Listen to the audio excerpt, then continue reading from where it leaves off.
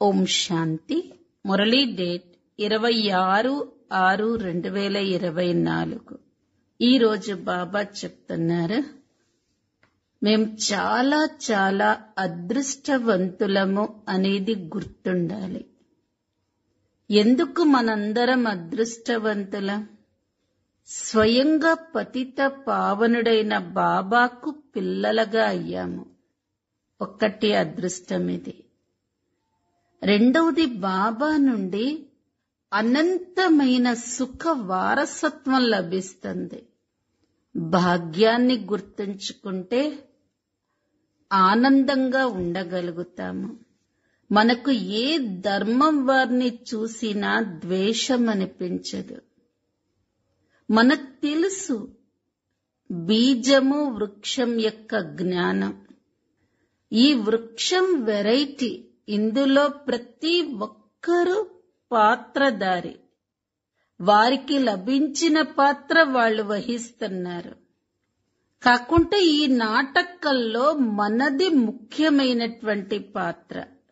మనం ఏ సుఖాన్నైతే పొందామో ఆ సుఖాన్ని ఇంకెవరు కళ్ళతో కూడా చూడలేదు. విశ్వం పైన మనమందరం రాజ్యం చేశాము. సంగమ యుగంలో భగవంతుడు స్వయంగా మనందర్నీ చదివిస్తున్నారు. చదువుకొని జ్ఞానవంతులుగా ఆస్తికులుగా తయారవ్వాలి, తయారు చెయ్యాలి. బాబా పైన కానీ చదువు పైన కానీ సంశయం రాకూడదు. బాబా సమానంగా ప్రియమైన వారిగా కావాలి. భగవంతుడే స్వయంగా మనల్ని అలంకరిస్తున్నాడు అన్న సంతోషంలో ఉండాలి. ఈ డ్రామాలో అందరూ ఎవరికి లభించిన పాత్ర వాళ్ళు వహిస్తున్నారు. ఎంత కర్మలలో బిజీగా ఉన్నా సైలెన్స్ శక్తిని ప్రయోగం చెయ్యాలి. అంతర్ముఖిగా కావాలి, ఏకాంతవాసిగా కావాలి. మాకు సమయం ఎక్కడా అనుకుంటారు. ఒకేసారి గంట అరగంట తీయకపోయినా మధ్య మధ్యలో కొద్ది సమయం తీసి సాధన చెయ్యాలి. అప్పుడే స్థితి శక్తివంతంగా తయారవుతుంది. బ్రాహ్మణ జీవితంలో యుద్ధం చేయకండి. యుద్ధానికి బదులు ఆనందాన్ని అనుభవం చెయ్యండి. అప్పుడు కష్టం కూడా సహజమైపోతుంది. మనమందరం భాగ్యవాన్ ఆత్మలం. ఈ రోజటి మధురం మహావాక్యాలు. మధురమైన పిల్లలు, మాది పద్మా పదమ భాగ్యం. స్వయం పతిత పావనుడైన తండ్రికి మేము పిల్లలుగా అయ్యాము. వారి నుండి మాకు అనంతమైన సుఖ వారసత్వం లభిస్తుంది అన్న ఈ నశాలోనే సదా ఉండండి. ప్రశ్న: పిల్లలైన మీకు ఏ ధర్మం పైన ద్వేషము లేక ఏవగింపు ఉండదు. ఎందుకు? జవాబు: ఎందుకంటే మీరు బీజాన్ని మరియు వృక్షాన్ని తెలుసుకున్నారు. ఇది మనుష్య సృష్టి రూపీ అనంతమైన వృక్షమని మీకు తెలుసు. ఇందులో ప్రతి ఒక్కరికి తమ తమ పాత్ర ఉంది. నాటకంలో ఎప్పుడూ పాత్రధారి ఒకరినొకరు ద్వేషించుకోరు. మనం ఈ నాటకంలో హీరో హీరోయిన్ల పాత్రను అభినయించాము అని మీకు తెలుసు. మేము ఏ సుఖాన్నైతే చూశామో దానిని ఇంకెవరూ చూడలేరు అని మీరు తెలుసుకున్నారు.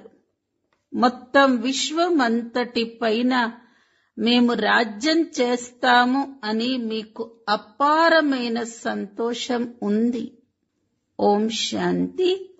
ఓం శాంతి అని అనటంతోనే పిల్లలకు ఏ జ్ఞానమైతే లభించిందో అదంతా బుద్ధిలోకి వచ్చేయాలి. బాబా బుద్ధిలో కూడా ఏ జ్ఞానం ఉంది? ఇది మనుష్య సృష్టి రూపీ వృక్షం. దీనినే కల్ప వృక్షము అని కూడా అంటారు. దాని ఉత్పత్తి, పాలన మరియు వినాశనం ఎలా అవుతుందో అదంతా బుద్ధిలోకి రావాలి. ఏ విధంగా ఆ జడమైన వృక్షం ఉంటుందో అలా ఇది చైతన్యమైన వృక్షం. బీజం కూడా చైతన్యమే. తన మహిమను కూడా మహిమ చేస్తారు. వారు సత్యము, చైతన్యము అనగా వృక్షపు ఆది, మధ్య, అంత రహస్యాలను అర్థం చేయిస్తున్నారు. వారి కర్తవ్యం గురించి ఎవ్వరికీ తెలియదు. ప్రజాపిత బ్రహ్మ కర్తవ్యం గురించి కూడా తెలుసుకోవాలి కదా. బ్రహ్మను ఎవరూ తలుచుకోరు. అసలు వారి గురించే తెలియదు. అజ్మీర్లో బ్రహ్మ మందిరం ఉంది. త్రిమూర్తి చిత్రాన్ని ముద్రిస్తారు. అందులో బ్రహ్మ, విష్ణు, శంకరులు ఉన్నారు. బ్రహ్మ దేవతాయ నమః అని అంటారు. ఈ సమయంలో బ్రహ్మను దేవత అని అనరు అని ఇప్పుడు పిల్లలైన మీకు తెలుసు. ఎప్పుడైతే సంపూర్ణంగా అవుతారో అప్పుడే దేవత అని పిలవబడతారు. సంపూర్ణులుగా ఈ సూక్ష్మ వతనంలోకి వెళ్ళిపోతారు. మీ తండ్రి పేరు ఏమిటి అని బాబా అడుగుతారు. ఎవరిని అడుగుతారు? ఆత్మను. ఆత్మ నా బాబా అని అంటుంది. ఆ మాట ఎవరన్నారు అన్నది ఎవరికైతే తెలియదో వారు ప్రశ్న అడగలేరు. ఇప్పుడు తప్పకుండా అందరికీ ఇద్దరు తండ్రులు ఉంటారు అని పిల్లలు అర్థం చేసుకున్నారు. జ్ఞానాన్ని ఒక్క బాబానే ఇస్తారు. ఇప్పుడు వీరు శివ్ బాబా రథము అని పిల్లలైన మీరు అర్థం చేసుకున్నారు. బాబా ఈ రథం ద్వారా మనకు జ్ఞానాన్ని వినిపిస్తారు. ఒక్కటేమో ఇది దేహదారి అయిన బ్రహ్మా బాబా రథం, ఇంకొకటి ఆత్మిక తండ్రి రథం కూడా. ఆ ఆత్మిక తండ్రికి సుఖ సాగరుడు, శాంతి సాగరుడు అన్న మహిమ ఉన్నది. మొదట వీరు అనంతమైన తండ్రి అని, వీరి ద్వారా అనంతమైన వారసత్వం లభిస్తుందని బుద్ధిలో ఉంది. పావన ప్రపంచానికి అధిపతులుగా అవుతారు. నిరాకారుణ్ణి పతిత పావన రా అని పిలుస్తారు. ఆత్మనే పిలుస్తుంది. ఎప్పుడైతే పావనాత్మగా ఉంటారో అప్పుడు పిలవరు. పతితంగా ఉన్నప్పుడు పిలుస్తారు. ఇప్పుడు ఆ పతిత పావనుడైన తండ్రి ఈ తనువులోకి వచ్చారు అని ఆత్మలైన మీకు తెలుసు. మనం వారికి చెందిన వారిగా అయ్యాము అన్నది మర్చిపోకూడదు. ఇది సౌభాగ్యమే కాదు, పద్మ పదమ భాగ్యం విషయం. మరి అటువంటి తండ్రిని ఎందుకు మర్చిపోవాలి? ఈ సమయంలో తండ్రి వచ్చారు, ఇది కొత్త విషయం.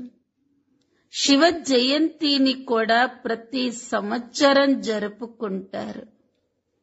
మరి తప్పకుండా వారు ఒకేసారి వస్తారు కదా. లక్ష్మీనారాయణులు సత్యుగంలో ఉండేవారు. వారు ఈ సమయంలో లేరు. కావున వారు పునర్జన్మలు తీసుకొని ఉంటారు అని అర్థం చేయించాలి. 16 కళల నుండి 12, 14 కళలలోకి వారు వచ్చి ఉంటారు. ఈ విషయాల గురించి మీకు తప్ప ఇంకా ఎవరికీ తెలియదు. సత్యుగము అని కొత్త ప్రపంచాన్నే అంటారు. అక్కడ అన్నీ కొత్తగానే ఉంటాయి. దేవతా ధర్మం పేరు కూడా ఎంతో మహిమ చెయ్యబడుతుంది. అదే దేవతలు ఎప్పుడైతే వామ మార్గంలోకి వెళతారో అప్పుడు వారిని కొత్తవారు అని అనరు. అలాగే దేవతలు అని కూడా అనరు. మేము వారి వంశానికి చెందిన వారిమి అని ఇంకా ఎవరు అనరు. స్వయాన్ని ఆ వంశానికి చెందిన వారిగా భావించినట్లయితే మరి వారి మహిమను మరియు తమ నిందను ఎందుకు చేసుకుంటారు? ఎప్పుడైతే మహిమను చేస్తారో అప్పుడు తప్పకుండా వారిని పవిత్రులుగా, స్వయాన్ని అపవిత్రులైన పతితులుగా భావిస్తారు. పావనుల నుండి పతితులుగా అవుతారు.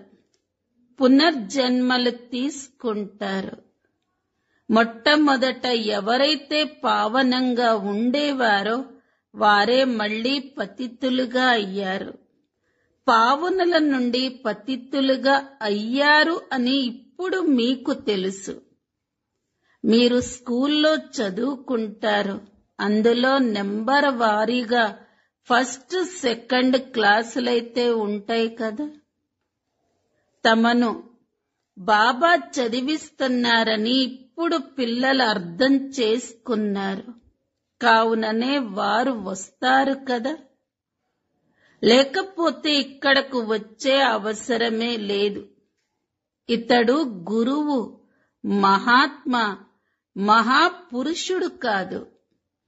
ఇది సాధారణ మనుష్య తనువే. అందులోనూ చాలా పాతది. అనేక జన్మల అంతిమంలో ప్రవేశిస్తాను. ఇతడికి ఇంకా ఏ మహిమ లేదు. కేవలం ఇతడిలోకి ప్రవేశిస్తాను. అప్పుడే ఇతడి పేరు ప్రఖ్యాతమవుతుంది. లేకపోతే ప్రజాపిత బ్రహ్మ ఎక్కడ నుండి వస్తాడు? మనుషులు తప్పకుండా తికమక పడతారు కదా. బాబా మనకర్థం చేయించారు. కావుననే మీరు అర్థం చేయిస్తారు. బ్రహ్మ తండ్రి ఎవరు? బ్రహ్మ, విష్ణు, శంకరులు. వీరి రచయిత ఈ శివ్ బాబా. బుద్ధి పైకి వెళ్ళిపోతుంది. పరంపిత పరమాత్మ ఎవరైతే పరంధామంలో ఉంటారో వారి రచన ఇది. బ్రహ్మ, విష్ణు, శంకరుల కర్తవ్యం వేరు. ఎవరైనా ముగ్గురు, నలుగురు కలిసి ఉన్నా వారందరి వృత్తులు వేరువేరుగా ఉంటాయి. ప్రతి ఒక్కరి పాత్ర వారి వారిది. ఇన్ని కోట్లాది ఆత్మలున్నాయి కానీ ఒక్కరి పాత్ర ఇంకొకరితో కలవదు. ఈ అద్భుతమైన విషయాలు అర్థం చేసుకోబడతాయి. ఎంతమంది మనుష్యులున్నారు? ఇప్పుడు చక్రం పూర్తవుతుంది. ఇది అంతిమం కదా. అందరూ తిరిగి వెళతారు. మళ్ళీ చక్రం పునరావృతమవ్వాలి. బాబా ఈ విషయాలన్నింటినీ రకరకాలుగా అర్థం చేయిస్తూ ఉంటారు. ఇది కొత్త విషయం కాదు. కల్పపూర్వం కూడా అర్థం చేయించాను అని అంటారు. వీరు చాలా ప్రియమైన తండ్రి. ఇటువంటి తండ్రిని చాలా ప్రేమగా స్మృతి చెయ్యాలి. మీరు కూడా ఆ తండ్రికి ప్రియమైన పిల్లలే కదా. తండ్రిని స్మృతి చేస్తూ వచ్చారు. మొదట అందరూ ఒక్కరి పూజనే చేసేవారు. భేద భావపు విషయమే లేదు. ఇప్పుడు ఎన్ని భేద భావాలున్నాయి. వీరు రాముని భక్తులు, వీరు కృష్ణుడి భక్తులు అని అంటారు. రాముడి భక్తులు ధూపం వేస్తే కృష్ణుడు భక్తులు ముక్కు మూసుకుంటారు. ఇటువంటి విషయాలు కూడా శాస్త్రాలలో ఉన్నాయి. ఒక్కరు మా భగవంతుడు గొప్ప అని అంటే ఇంకొకరు తమ భగవంతుడు గొప్ప అని అంటారు. ఇద్దరు భగవంతుళ్ళు ఉన్నారని భావిస్తారు. కావున వారు పొరపాటుగా భావిస్తున్న కారణంగా అందరూ అధర్మయుక్తమైన పనులే చేస్తారు. పిల్లలు భక్తి భక్తే, జ్ఞానం జ్ఞానమే. జ్ఞాన సాగరుడు ఒక్క బాబానే. మిగిలిన వారంతా భక్తి సాగరులే అని బాబా అర్థం చేయిస్తారు. జ్ఞానం ద్వారా సద్గతి లభిస్తుంది. ఇప్పుడు పిల్లలైన మీరు జ్ఞానవంతులుగా అయ్యారు. బాబా మీకు తమ మరియు మొత్తం చక్రం పరిచయాన్నిచ్చారు. దీనిని ఇంకా ఎవరూ ఇవ్వలేరు. కావుననే బాబా పిల్లలైన మీరు స్వదర్శన చక్రధారులు అని అంటారు. పరంపిత పరమాత్మ అయితే ఒక్కరే, మిగిలిన వారంతా పిల్లలే. పరమపిత అని ఎవరు తమను తాము పిలుచుకోలేరు. మంచి వివేకవంతులైన మనుష్యులు ఎవరైతే ఉంటారో వారు ఇది ఎంత పెద్ద డ్రామా అని భావిస్తారు. ఇందులో పాత్రదారులందరూ అవినాశి పాత్రను అభినయిస్తారు. ఆ చిన్న నాటకాలు అల్పకాలికమైనవి. ఇదైతే అనాది అవినాశి. ఇది ఎప్పుడూ ఆగిపోదు.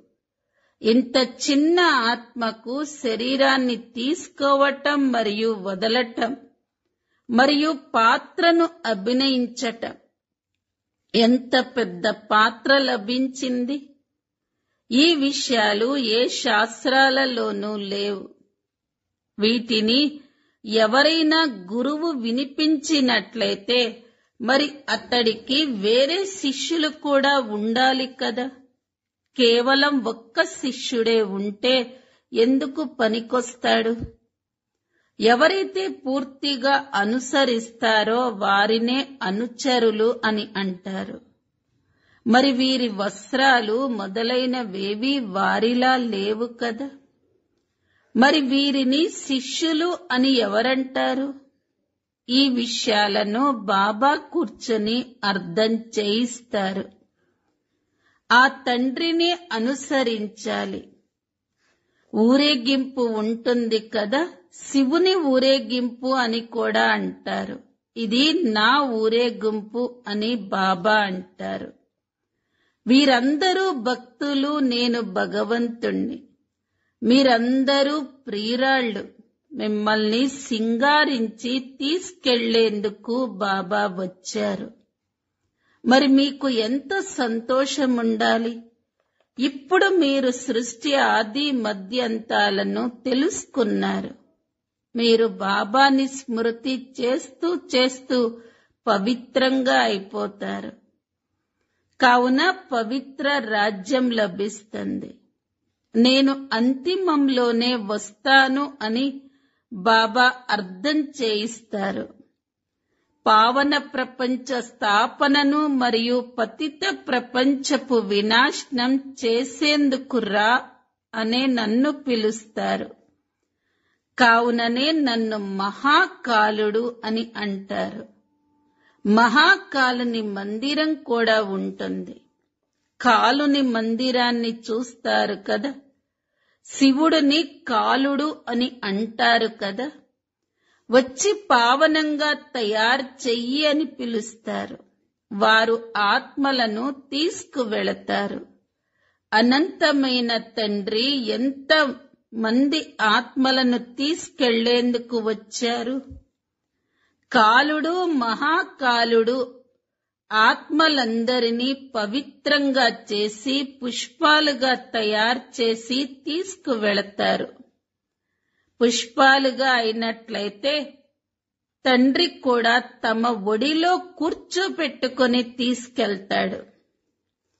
పవిత్రంగా అవ్వకపోతే శిక్షలు అనుభవించవలసి ఉంటుంది. తేడా అయితే ఉంటుందిక.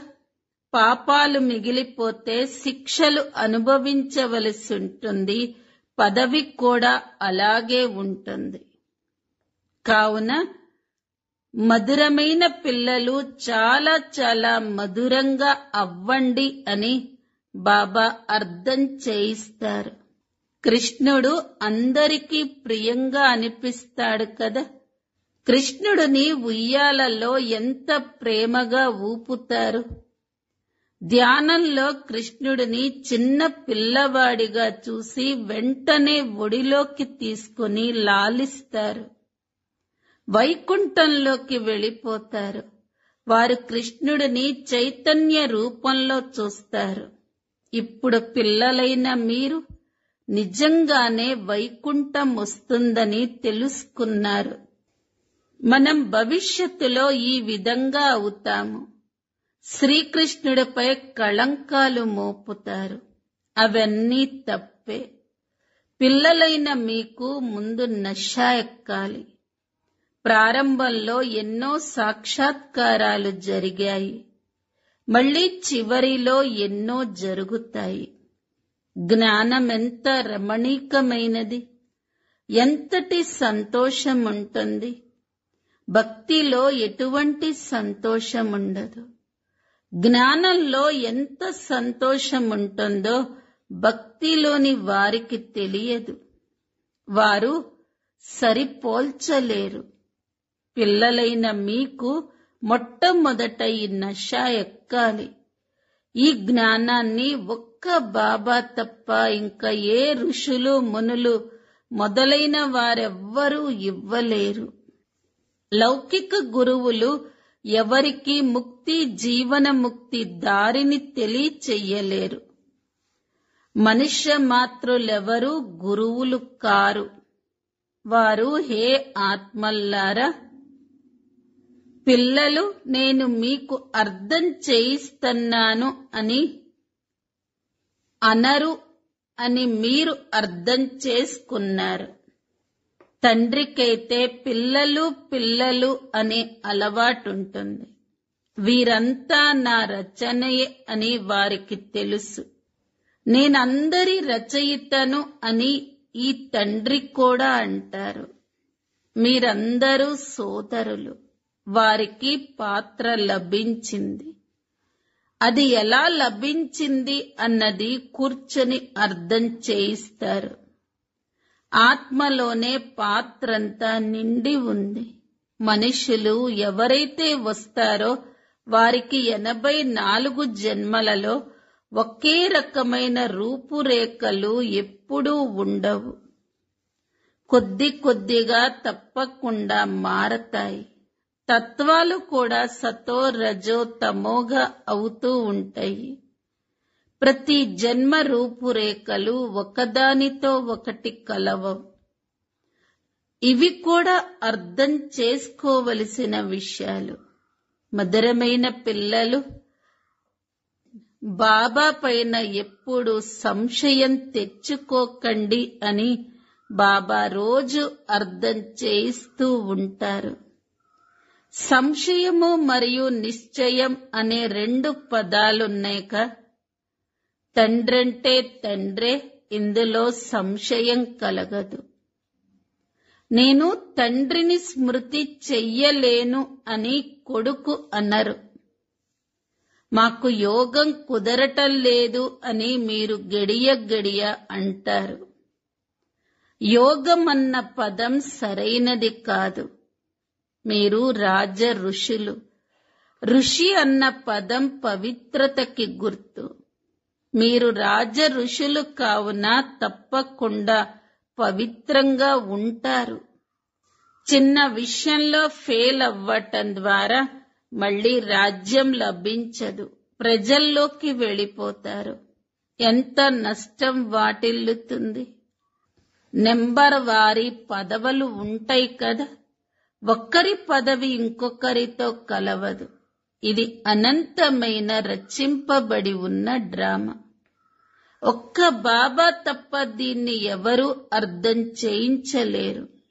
కావున పిల్లలైన మీకు ఎంత సంతోషముండాలి. ఏ విధంగా బాబా బుద్ధిలో మొత్తం జ్ఞానమంతా ఉందో అలాగే మీ బుద్ధిలో కూడా ఉంది. బీజం మరియు వృక్షాన్ని అర్థం చేసుకోవాలి. మనుష్య సృష్టి వృక్షం ఉంది. దీనితో మర్రి వృక్ష ఉదాహరణ ఖచ్చితంగా కలుస్తుంది. మా ఆది సనాతన దేవీ దేవత ధర్మపు కాండం ఏదైతే ఉందో అది ప్రాయలోపమైపోయింది అని బుద్ధి కూడా చెప్తుంది. మిగిలిన ధర్మాలన్నింటి శాఖలు మొదలైనవి ఉన్నాయి. డ్రామానుసారంగా ఇదంతా జరగవలసిందే. ఇందులో ఏవగింపు కలగదు. నాటకంలో పాత్రధారులకు ఎప్పుడైనా ద్వేషమొస్తుందా?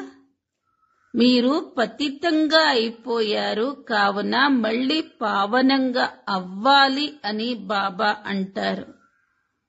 మీరు చూసినంతటి సుఖం ఇంకెవరూ చూడరు. మీరు హీరోయిన్లు. మీరు విశ్వంపై రాజ్యాన్ని పొందేవారు కావున మీకు అపారమైన సంతోషం ఉండాలి కదా. స్వయంగా భగవంతుడు చదివిస్తున్నారు. మరి ఎంత రెగ్యులర్ గా చదవాలి? ఎంతటి సంతోషం ఉండాలి? అనంతమైన తండ్రి మనల్ని చదివిస్తున్నారు. రాజయోగాన్ని కూడా బాబానే నేర్పిస్తారు. శరీరధారి ఎవరూ నేర్పించరు. బాబా ఆత్మలకు నేర్పిస్తారు. ఆత్మనే ధారణ చేస్తుంది. పాత్రను అభినయించేందుకు బాబా ఒకేసారి వస్తారు. ఆత్మనే పాత్రను అభినయించి ఒక శరీరం వదిలి ఇంకొక శరీరాన్ని తీసుకుంటుంది. ఆత్మలకు తండ్రి చదివిస్తారు. దేవతలను చదివించరు.